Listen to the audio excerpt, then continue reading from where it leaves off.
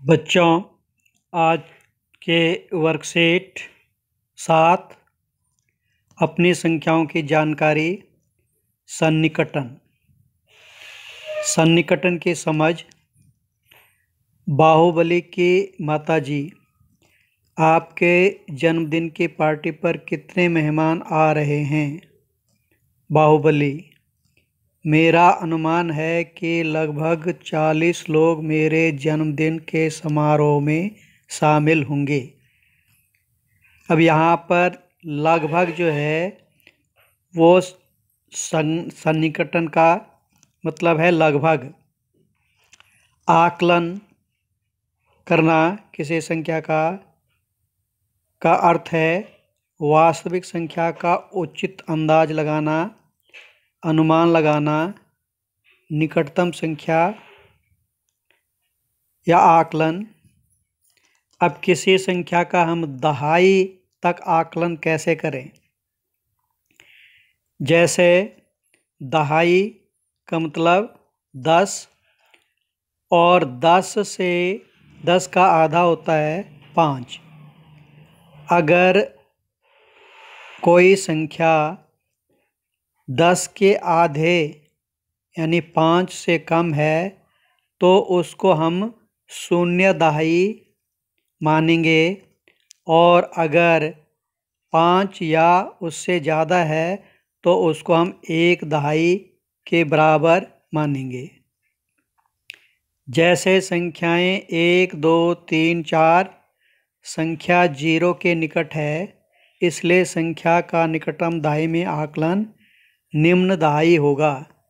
यानी 5 से कम अगर कोई संख्या है तो उनको हम निम्न दहाई यानी शून्य के बराबर रखेंगे। जैसे 12 का निकटतम दहाई में आकलन 10 है। 12 में 1 दहाई है और 2 इकाई है, तो जो 2 इकाइयाँ हैं वो 1 दहाई के आधे यानी 5 से कम है, तो उसको हमने यहाँ पर शून्य मान लिया, और ये इसका आकलन 12 का आया 10। इसी प्रकार 34 है, इसमें 3 दहाई 4 इकाइयाँ हैं, तो 4 इकाई 5 से कम है, तो इसका निकटन भी 30 होगा।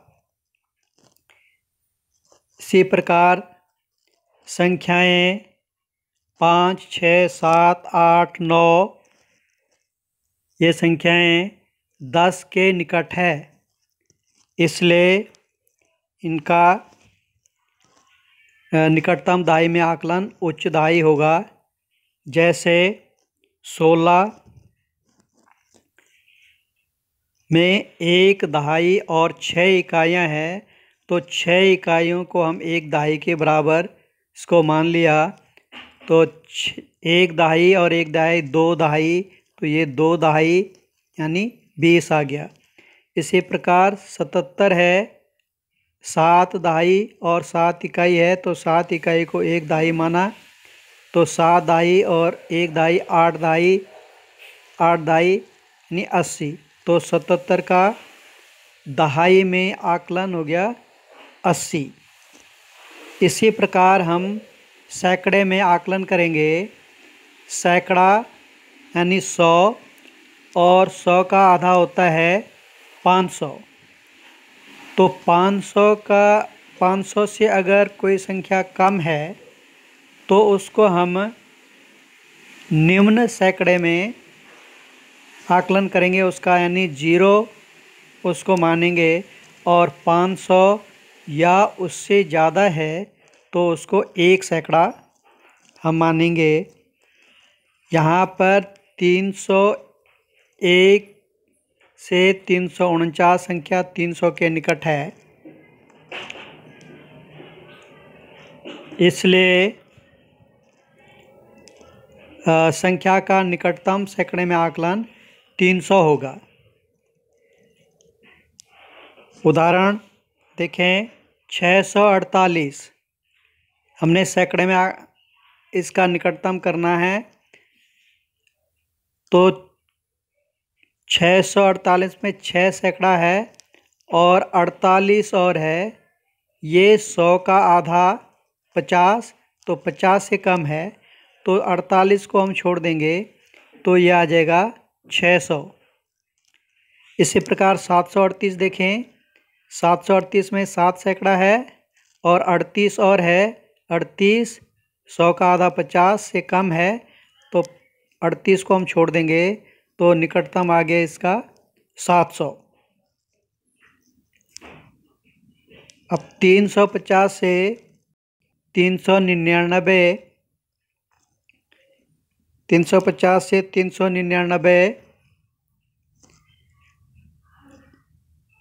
संख्या 400 के निकट है, इसलिए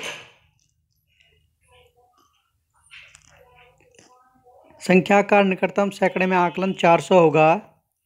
उदाहरण देखें, 784 का निकटतम सैकड़े में आकलन 800 है, क्योंकि यहाँ पर 784 में 7 सैकड़े और 84 और है, 784 है तो 84 100 का आधा 50 से ज़्यादा है, तो 84 को हम 1 सैकड़ा मान लेंगे, तो 7 सैकड़ा और 1 सैकड़ा हो गया 8 सैकड़ा यानी 800।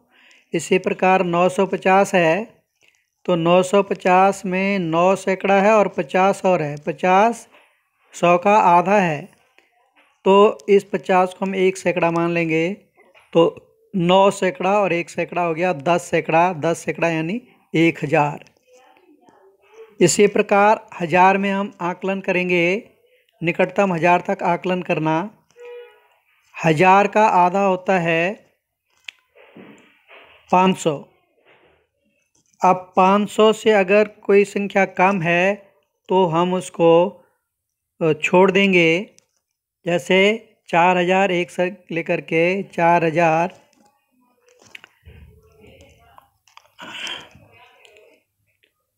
4000 एक से लेकर के 4499 तक संख्या है, 4000 के निकट है, क्योंकि 1 और 499, 1 और 499 ये 500 से कम है, 1 से लेकर के 499 500 से कम है, तो इसको हम छोड़ देंगे, केवल ये 4000 के निकट आ जाएगा।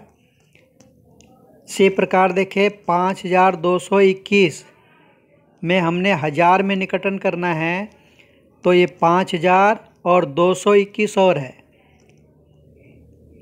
तो 221 500 से कम है, तो 221 हम छोड़ देंगे तो ये आ जाएगा 5000। इसी प्रकार 7198 है, इसमें 7000 है, 198 और है, 198 500 से कम है, तो इसको हम छोड़ देंगे, तो 7198 का निकटतम 1000 में आकलन हो गया 7000। 4500 से 4999 संख्याएं 4500 से 4999 संख्या 500 के निकट है, तो यहाँ पर इसलिए संख्या का निकटतम 1000 में आकलन 5000 होगा। जैसे 5555 है, तो 5000 इसमें है और 555 और है, तो 555 500 से ज़्यादा है, तो इसको हम 1000 मान लेंगे, तो 5000 और 1000 6000। इसी प्रकार 8699 में 8000 और 699 और है, तो 8699 का निकटतम 1000 में आकलन होगा 9000, 8000 और 1000 और 9000। आइए अब करें निम्न संख्याओं का निकटतम दहाई तक आकलन।